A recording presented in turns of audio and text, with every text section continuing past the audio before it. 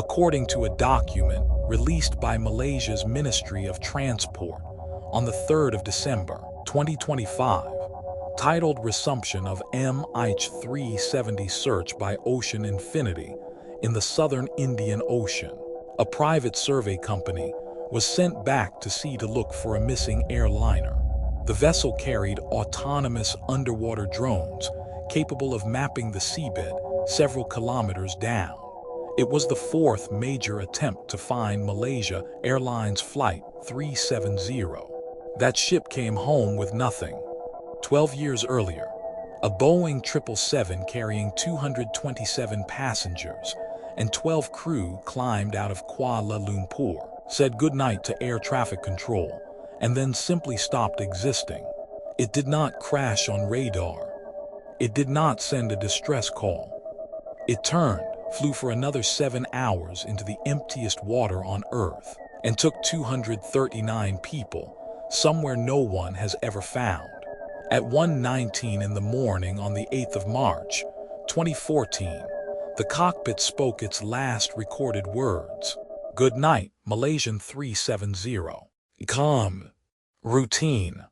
Within about 2 minutes, the transponder stopped answering. It happened inside the handover gap between Malaysian and Vietnamese airspace, the one narrow stretch of sky where neither country expected to hear from the aircraft. Vietnam waited. Kuala Lumpur assumed. Hours passed before anyone understood the plane was gone. Malaysian military radar recorded something nobody expected.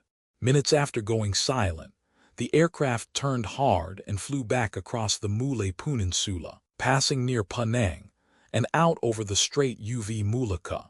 The turns were smooth, deliberate, and followed navigation waypoints, the movements of a machine still being flown.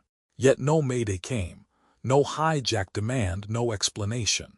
Military operators watched an unidentified blip cross their country in real time, and no aircraft was scrambled.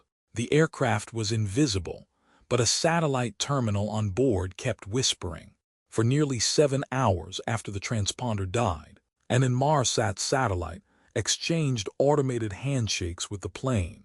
Engineers reverse-engineered those signals, using frequency shifts never designed for locating anything, and drew a series of vast curved arcs across the planet. The last one, the 7th arc, sweeps through the southern Indian Ocean, thousands of kilometers from land. Something flew that whole way. Nothing answered. 16 months later, a wing flaperon washed onto a beach on Réunion Island, nearly 4,000 kilometers from the search zone. It was confirmed as part of Flight 370. Clinging to it were barnacles, and barnacle shells grow in chemical layers that record the temperature of the water they lived in. Researchers have used those layers to reconstruct drift paths, and some results do not comfortably match the assumed crash area. More debris followed. The wreck never did. The ocean listens. Underwater hydrophone stations, including ones off Western Australia, continuously record low-frequency sound across entire ocean basins. In 2026, a long-overlooked hydrophone report resurfaced, containing a faint acoustic signal recorded around the time the aircraft would have hit the water. If that signal is the impact, the wreck may not lie on the 7th arc at all. If it is only geology, then 12 years of searching aimed at the wrong sound. Hundreds of thousands of square kilometers of seabed have now been mapped in the hunt for this aircraft, revealing shipwrecks, volcanoes, and undersea ridges no human had ever seen. What it has never revealed is the plane. On the 8th of March, 2026, exactly 12 years after the disappearance, Malaysia's Air Accident Investigation Bureau told the families that the renewed search had produced no findings confirming the location.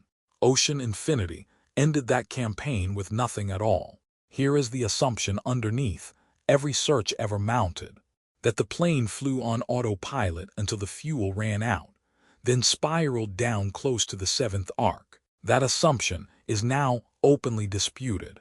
If someone was still at the controls and glided the aircraft beyond that line, the wreck could rest far outside every box ever mapped, which is why Malaysia has extended the search into 2027, and why researchers combining barnacle chemistry, drift modeling, and hidden acoustic records believe the answer may finally be close. 12 years on, the most tracked, most analyzed disappearance in aviation history still has no wreck, no cause, and no explanation. 239 people boarded a routine flight to Beijing. They were never seen again. In an age of satellites, sonar, and constant surveillance, a wide-body jet crossed an entire ocean and left almost nothing behind. The families still wait for a location, a cause, a place to grieve. If this mystery unsettles you as much as it does us, subscribe, because we are following every new clue until the ocean finally